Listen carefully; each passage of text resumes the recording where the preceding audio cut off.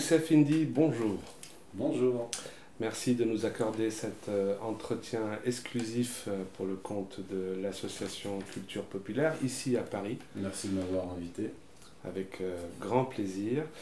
Vous nous faites l'honneur de cet entretien pour la sortie très prochaine du très attendu tome 2 d'Occident et Islam, un livre à paraître le 6 septembre 2018.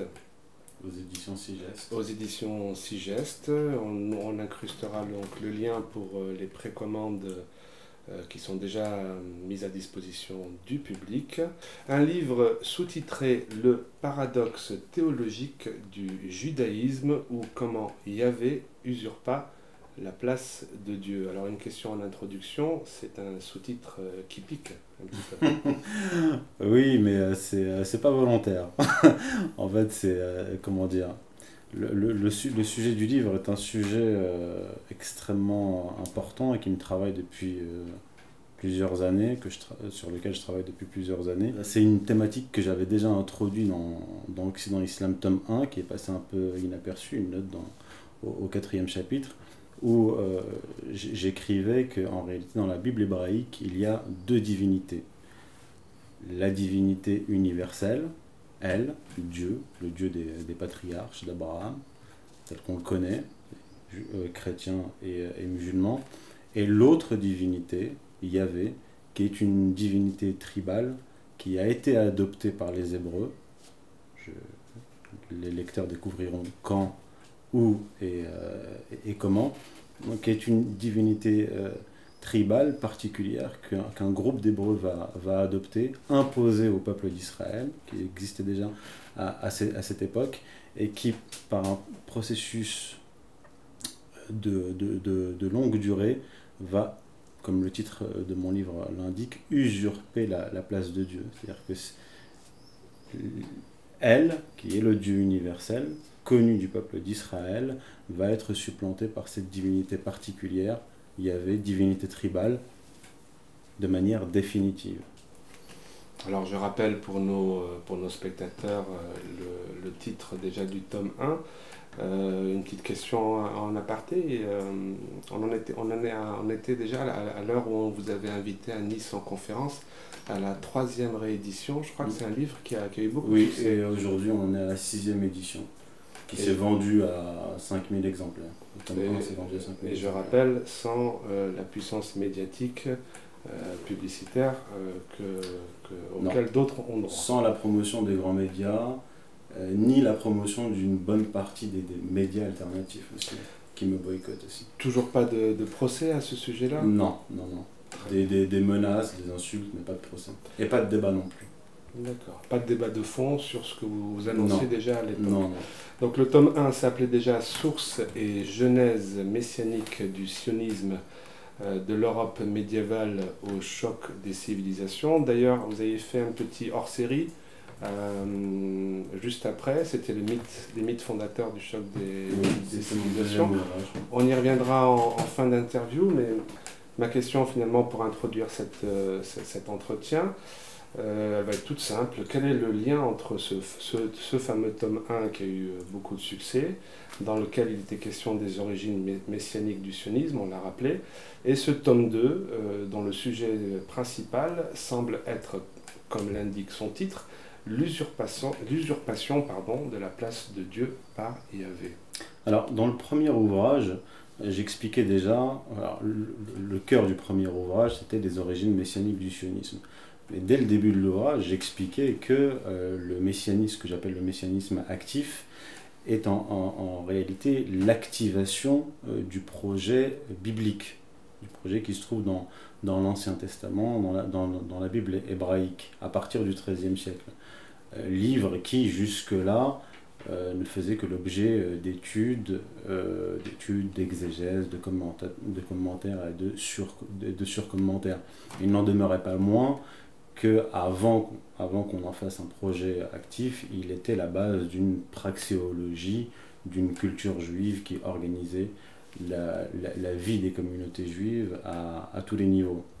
Et j'écrivais que, en effet, ce projet messianique va s'incarner, entre autres, dans le sionisme, et que l'application du projet sioniste est calquée sur la Bible hébraïque, notamment le Deutéronome et le livre de Josué, qui ont été utilisés comme des véritables manuels de conquête et de stratégie militaire.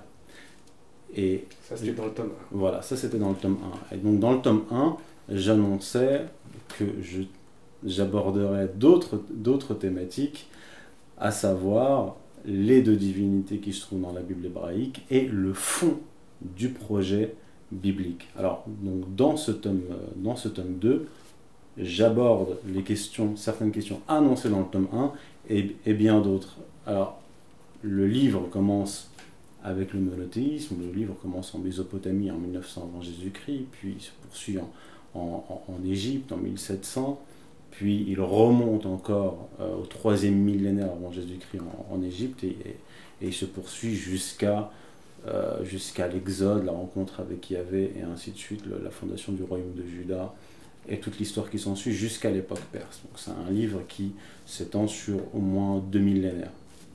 Maintenant, ce qu'il faut comprendre, c'est que je n'ai pas fait un travail traditionnel d'exégèse biblique, qu'on s'entende bien. Mon travail dans cet ouvrage a été de faire de la recherche utilisant des sources bibliques, mais aussi extra-bibliques, c'est-à-dire l'archéologie, l'assyriologie, les travaux d'historiens sur la Mésopotamie, l'égyptologie, et la mise en relation de la Bible hébraïque avec toutes ces données-là. Mon objectif était de découvrir, puis d'expliquer l'arrière-fond de la Bible hébraïque. Comment est-ce que les scribes en sont arrivés à introduire dans la Bible hébraïque d'abord cette divinité extrêmement belliqueuse, divinité de la guerre, comme je l'explique, mais pas seulement, une divinité de la guerre. Ce projet de domination mondiale qu'on retrouve dans le Deutéronome, au chapitre 28, aussi au chapitre 23, et surtout dans le livre d'Isaïe, chapitre 60, 61 et 62. Et ce que j'expose dans cet ouvrage-là, ce sont les influences extérieures au peuple d'Israël, extérieures au peuple de Juda, avec une contextualisation politique, géopolitique, religieuse, qui ont in fine donné naissance à cette Bible hébraïque qui est une somme extrêmement importante dans tous les domaines, pas seulement pour le peuple juif, mais pour l'humanité tout entière. Car comme on le sait, la Bible hébraïque a une influence historique fondamentale pour le monde occidental, mais pas seulement pour le monde occidental, le monde oriental, je peux dire même jusqu'en Asie, l'humanité entière.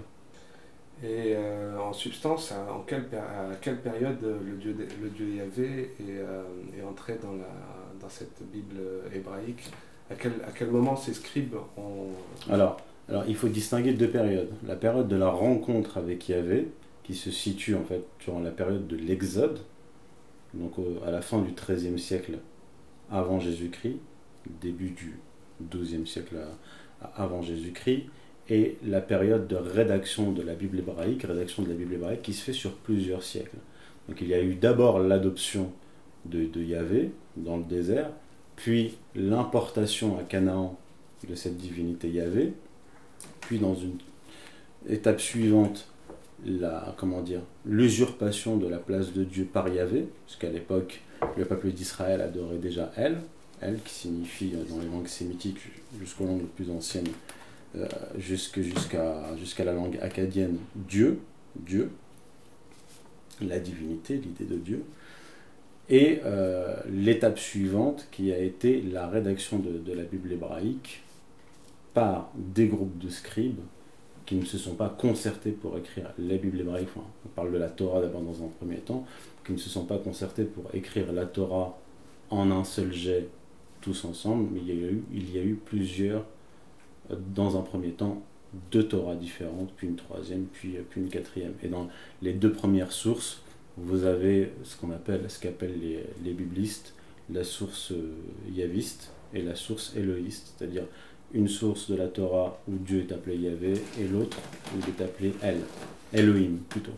On en parlait en préparation de cet entretien. Donc vous avancez que cette usurpation s'est faite à partir de l'Exode. Et on avait une petite discussion au sujet de cet Exode. Et je vous disais que justement, il y avait aujourd'hui peu de preuves archéologiques d'un déplacement aussi massif de population. Et vous me souteniez le contraire. Vous voudriez un petit peu en dire quelques mots? Oui, alors, premièrement, dire qu'il n'y a pas de preuves archéologiques, c'est aller trop vite. Il y a des archéologues qui défendent cette thèse, comme Neil Silberman et son collègue Israel Finkelstein, qui eux sont des archéologues libéraux, laïcs, et qui veulent, qui sont des sionistes, mais qui ne veulent pas de fondation religieuse à l'État d'Israël. Ça, c'est tout le débat en Israël entre les laïcs et les religieux. Et donc, ils travaillent à ranger dans la catégorie mythes et légendes le roi Salomon, David, l'Exode, Moïse.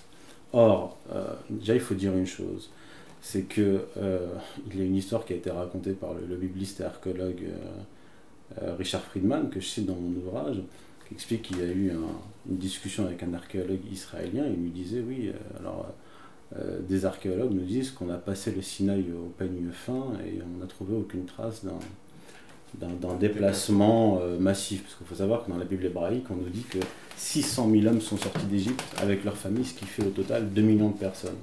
C'est quand même extrêmement important. Et il a ri lorsqu'il lui a répondu en riant que seulement 4 jeeps avaient fait le tour du Sinaï et qu'il n'y a pas eu de véritable fouille archéologique.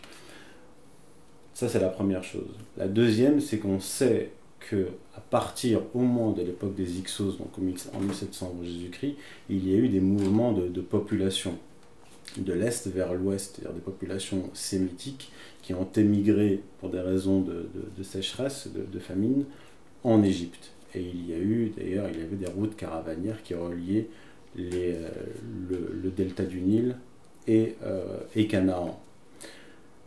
Et on ne peut pas, même si on avait des éléments, distinguer l'Exode des autres mouvements de population. Première chose. Deuxième argument, c'est de dire, ce que je dis dans mon livre, c'est que les biblistes, pas les biblistes, les archéologues, prennent très peu au sérieux ce qu'il y a écrit dans la Bible hébraïque, en tout cas dans certains domaines, mais nous affirment qu'il n'y a pas la preuve d'un déplacement de 2 millions de personnes. Il ne leur est pas venu à l'esprit que le nombre devait être bien inférieur. En réalité, ce sont un des rédacteurs de la Bible hébraïque, de la Torah en particulier, qui a inventé le nombre de 600 000 hommes. Et j'explique pour quelle raison il l'a fait. Maintenant, pour ce qui est des preuves, les lecteurs verront que j'apporte un certain nombre de preuves dans mon livre démontrant qu'il y a bien eu un exode et m'appuyant là sur cette question bien précise, particulière, m'appuyant sur les travaux notamment de Richard Friedman, qui nous permettent d'identifier le groupe sorti d'Égypte. Et je laisse au lecteur le soin de le découvrir. Alors évidemment, vu que le livre ne sortira qu'en septembre 2018, on n'a pas pu s'imprégner totalement de son contenu. On en a lu quelques bonnes feuilles. Qu'est-ce que recouvre votre concept de paradoxe théologique du judaïsme? Alors ça paraît compliqué, mais en réalité c'est très simple. Le paradoxe théologique du judaïsme, c'est, ça recouvre sur le plan théologique et historique cette histoire de la rencontre avec Yahvé, de la carrière, si je puis dire, de Yahvé, qui passe d'un Dieu particulier, tribal, à un Dieu universel. Et il ne devient véritablement Dieu universel qu'à l'époque perse, lorsque la dernière source de la Torah est rédigée. Et ce paradoxe consiste en la chose suivante. il faut revenir dans le monde antique. Dans le monde antique, vous avez des peuples, des tribus, des fois des espaces civilisationnels comme la Mésopotamie, avec des cités, et qui, pour chacune d'entre elles, ont un dieu tutélaire, ce qu'on appelle un dieu tutélaire. Alors vous, par exemple, vous habitez à Ur, vous avez comme dieu tutélaire le dieu Lune. Une autre ville, disons Babylone, a pour dieu tutélaire le dieu Soleil. Vous adorez un dieu particulier, mais vous reconnaissez l'existence des autres divinités. De même pour les différents peuples qui ne parlent pas nécessairement les mêmes langues, vont avoir des divinités qui comment dire, non, pas qui coïncident, des divinités similaires du soleil, de la lune et autres, avec des noms différents. Et dans le monde antique, si vous êtes par exemple en guerre contre une autre tribu et un autre peuple, vous avez en parallèle de cette guerre une guerre virtuelle entre votre dieu tutélaire et leur dieu tutélaire. Et si vous gagnez cette guerre, pour vous, dans votre imaginaire, votre dieu a battu le dieu de l'autre peuple. Mais en aucun cas, vous ne niez l'existence de l'autre dieu. D'accord ? Il y a très souvent des idées raciales derrière, une supériorité de tel peuple à un autre. Donc les Hébreux baignent dans cet univers-là.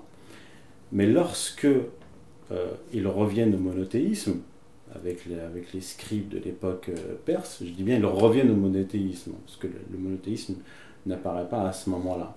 Il existe dans la tradition hébraïque, mais il est, on va dire, recouvert du polythéisme. Parce que même s'ils adoraient Yahvé, ils adoraient aussi d'autres divinités, des Baals et la parèdre de Yahvé, etc. Et lorsqu'ils reviennent au monothéisme, c'est là que s'opère définitivement cet amalgame entre Yahvé, Dieu tribal, et le Dieu universel. Et à partir de là, les Hébreux, donc les Juifs, vont croire, jusqu'à aujourd'hui, qu'il n'y a plus qu'un Dieu, d'accord, mais que ce Dieu-là est leur Dieu tutélaire, leur Dieu tribal, Yahvé.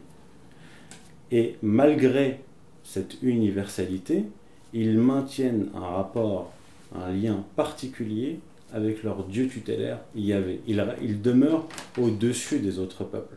Et ils restent dans leur imaginaire, dans le monde antique, c'est-à-dire dans une guerre perpétuelle contre les autres peuples, et une guerre perpétuelle qui ne se résout qu'à la fin des temps, dans les périodes eschatologiques, avec la destruction des nations et la spoliation des peuples. Et par effet de domino, j'allais dire, ce paradoxe théologique ne concerne finalement que le monothéisme juif, ou est-il également le fondement du christianisme et plus tard de l'islam? Alors, je m'attaque à une des thèses qui est avancée par nombre de biblistes, notamment Jean Solaire, qui nous disent qu'en somme, l'hébraïsme, le monothéisme juif, a donné naissance au christianisme, au monothéisme chrétien et au monothéisme musulman, avec cette idée universaliste, plus universaliste en tout cas que le judaïsme, selon laquelle le christianisme et l'islam voudraient imposer au monde entier, par le fer et le feu, leur monothéisme. Bref. Je démontre dans cet ouvrage-là, faisant la distinction entre Yahvé et Elle, que Yahvé n'est pas le Dieu des évangiles et du Coran. Ça, c'est extrêmement important. À partir du christianisme, il y a véritablement une rupture entre le judaïsme et le christianisme. Il n'y a pas seulement une rupture entre la caste sacerdotale de l'époque, plutôt les prêtres pharisiens et autres, et Jésus. Non, il y a véritablement une rupture théologique entre les deux, et aussi avec l'islam. Mais à la réponse du Christ, je ne suis pas venu pour abolir, mais pour accomplir. Oui. Ça ne contredit pas votre Non, parce qu'il faut distinguer le mosaïsme, qui est la religion de Moïse et les lois de Moïse, révélées à Moïse, et le judaïsme. Donc il faut distinguer le monothéisme, le mosaïsme et le judaïsme. Entre Moïse et la formation définitive et finale du judaïsme, il se passe environ 700-800 ans. Et entre ces deux périodes, entre Moïse et, on va dire, Esdras, qui va jouer le rôle de chef politique et religieux sous mandat perse, il se passe environ 700-800 ans. Mais pour répondre à votre question, je démontre dans mon livre, avant de traiter de la question du judaïsme, c'est qu'il existait une croyance monothéiste bien avant la rédaction de la Torah, bien avant même la naissance d'Abraham. Nous croyons monothéistes, généralement, que le monothéisme est une des traditions, ou la tradition primordiale, qui remonte au temps antédiluvien. Et ce que j'ai démontré dans mon livre, preuve à l'appui, c'est qu'il existait, notamment en Égypte, dès le milieu du 3e millénaire avant Jésus-Christ, des preuves écrites de la croyance en un Dieu unique et universel. C'est une question de profane, c'est quelque chose en rapport avec Akhenaton? Non, c'est antérieur à Akhenaton. Akhenaton, c'est le 14e siècle avant Jésus-Christ, mais je traite aussi d'Akhenaton. Et en fait, remontant à cette croyance monothéiste et remontant le fil de l'histoire théologique de l'Égypte, j'explique que en réalité, les Hébreux n'ont pas inventé le monothéisme. D'ailleurs, pour les croyants musulmans, ceux qui lisent le Coran, parce qu'il y a des études comparatives systématiques avec le Coran, les Hébreux n'ont pas inventé le monothéisme. Cette idée-là n'existe pas. Même chez les chrétiens, il n'y a pas formellement écrit que les Hébreux ont inventé le monothéisme. Non.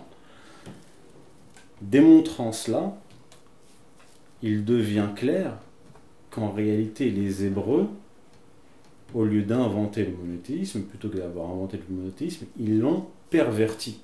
Ils l'ont perverti en adoptant Yahvé et en faisant le Dieu universel.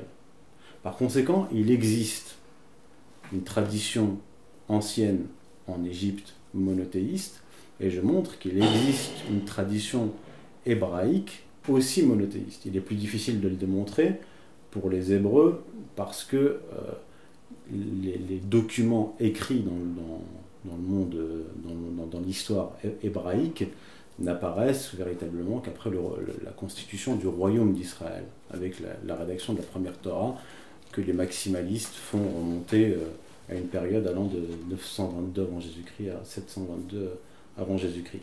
Et donc, ces deux religions monothéistes et universalistes que sont le christianisme et l'islam sont beaucoup plus proches de la conception monothéiste qu'on retrouve dans les livres de sagesse égyptienne que dans le monothéisme juif, qui lui réduit le monothéisme à une tribu, à une famille, à un peuple race. À des lois. Les lois ont été révélées à Moïse pour justement encadrer ces Hébreux qui avaient la nuque raide et qui étaient indisciplinés, pour ne pas dire des sauvages. Et effectivement, si on lit Jean Bottero, qui a aussi beaucoup travaillé sur les Sémites et les ancêtres des Hébreux, Jean Bottero, qui est un grand assyriologue spécialiste de la Mésopotamie et bibliste, il apparaît clairement que les Hébreux étaient des sauvages, des populations nomadisantes qui ont adopté des cultures étrangères, notamment égyptiennes et cananéennes, mais aussi babyloniennes plus tardivement. Sans trahir évidemment le contenu de votre livre, j'invite nos téléspectateurs à aller sur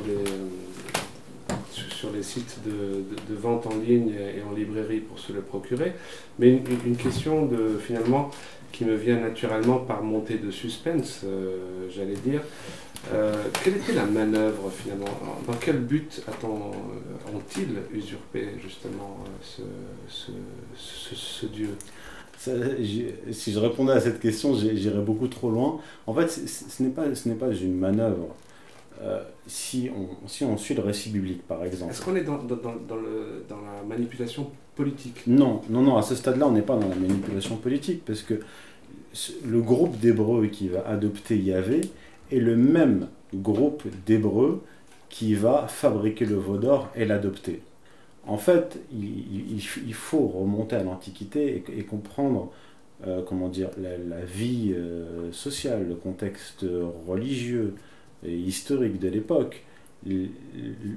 Comment dire, le monothéisme, que ce soit en Égypte ou chez les Hébreux, a toujours été une tradition minoritaire et qui venait du haut. En Égypte, c'était les ministres, c'était les penseurs, c'était certains grands prêtres, mais le polythéisme avait une prise très forte sur la masse, sur les peuples. Et c'est ce conflit-là qui a existé chez les Hébreux, que rapporte le récit biblique par exemple, entre Moïse, le grand prophète, et le peuple qui, lui, a vécu plusieurs générations en Égypte et qui a été imprégné de ce polythéisme. Pour imposer le monothéisme à un peuple polythéiste, parce que les Hébreux étaient polythéistes, du moins ceux qui sortaient d'Égypte, je ne parle pas du peuple d'Israël qui était à Canaan, pour imposer le monothéisme, il faut le faire politiquement et par la force. D'ailleurs, on l'a vu plus tard avec certains rois judéens, des périodes historiques que j'aborde dans mon ouvrage, qu'il a fallu faire des réformes politiques, des fois violentes, pour ramener les Judéens au monothéisme. Donc il ne s'agit pas d'un grand complot des Hébreux à l'époque, c'est bien plus compliqué que ça. Alors une dernière question sur les livres, sur cet ouvrage à paraître le 6 septembre prochain. On va essayer d'ouvrir un petit peu peut-être à l'actualité et aux conséquences. Donc la question est la suivante: quelles sont les conséquences théologiques et historiques de cette usurpation du statut de Dieu universel par Yahvé? Alors cette question-là, je l'aborde dans le dernier chapitre de l'ouvrage, mais pas seulement dans le dernier chapitre, puisque le livre est constitué de 7 chapitres. Il y a, les 3 premiers chapitres portent sur le monothéisme, la rencontre avec Yahvé, l'imposition de la divinité Yahvé, mais les chapitres suivants traitent par exemple de la rédaction et de la falsification de la Torah avec une étude comparative, de la question de la violence qu'on attribue au monothéisme en général, mais que moi j'attribue au yahvisme en particulier. Le titre du chapitre c'est violence monothéiste ou violence yahviste. Vous avez un autre chapitre qui traite des prophètes et des grandes figures dans la Bible hébraïque et dans le Coran, et le dernier chapitre qui traite de la gouvernance mondiale, à savoir les origines antébibliques de ce projet de domination. Et en fait, le dernier chapitre est celui qui correspond à la période la plus tardive de la rédaction de la Bible hébraïque, où je me concentre sur le projet de domination universelle, notamment par l'argent et par l'usure. Et comment dire, l'adoption de Yahvé comme divinité, qui est une divinité particulière de la guerre avec plusieurs visages, et toute cette histoire comment dire, ethno-racialiste du peuple hébreu qui est élu ou qui pense être élu et qui attend avec impatience la réalisation des promesses divines, toute cette histoire-là va se conclure par les rédactions des sources finales de la Bible hébraïque qui comportent le projet de domination mondiale. Et j'explique de manière très précise d'où vient l'idée impérialiste territoriale qu'on retrouve avec le Grand Israël, d'où vient l'usure, la création de l'usure, comment est-ce que dans la Bible hébraïque on utilise cette invention étrangère pour en faire un outil de domination des autres peuples. J'en dirai pas plus. En tout cas, vous avez déjà, toujours encore une fois, sans trahir le secret, je crois que Vous aviez prévu 3 tomes à cette série Occident et Islam. Oui. Vous allez rebondir sur quel sujet Je l'annonce dans la conclusion du tome 2. Très bien. En tout cas, Youssef Indy, on a été enchanté de venir ici à Paris pour cet entretien exclusif en avant-première que vous nous avez réservé à notre toute petite association. Je précise à nos téléspectateurs que nous recevrons quelqu'un que vous connaissez bien, oui, pour avoir d'ailleurs participé à la relecture de son livre paru aux éditions Contre-Culture, qui s'incruste actuellement à l'écran. Claude Timmerman, et le titre étant Judéo-christianisme, travestissement historique et contresens idéologique. Auriez-vous un petit mot à nous dire sur ce fameux travestissement historique, voire même de ce contresens de l'expression fameuse de judéo-christianisme? Alors, je laisserai le soin à Claude Timmerman de parler du contenu de son ouvrage. Je parlerai du judéo-christianisme sur lequel j'ai travaillé, mais sous un autre angle. Claude Timmerman démontre dans son ouvrage qu'il y a véritablement une inadéquation totale et une rupture entre la Bible hébraïque et le christianisme.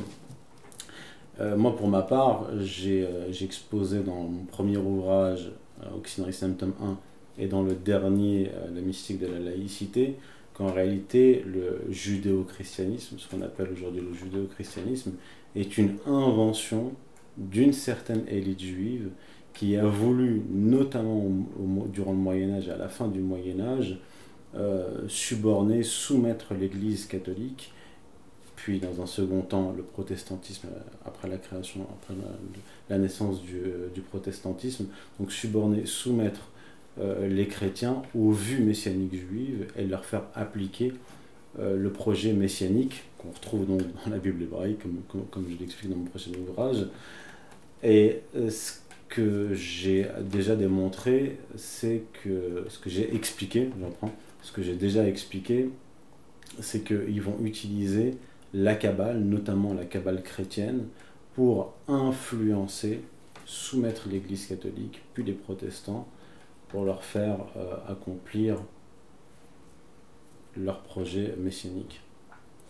Je renvoie les spectateurs à ces deux ouvrages-là s'ils veulent en savoir plus. Et je les renvoie à la lecture du livre de Claude Timmerman.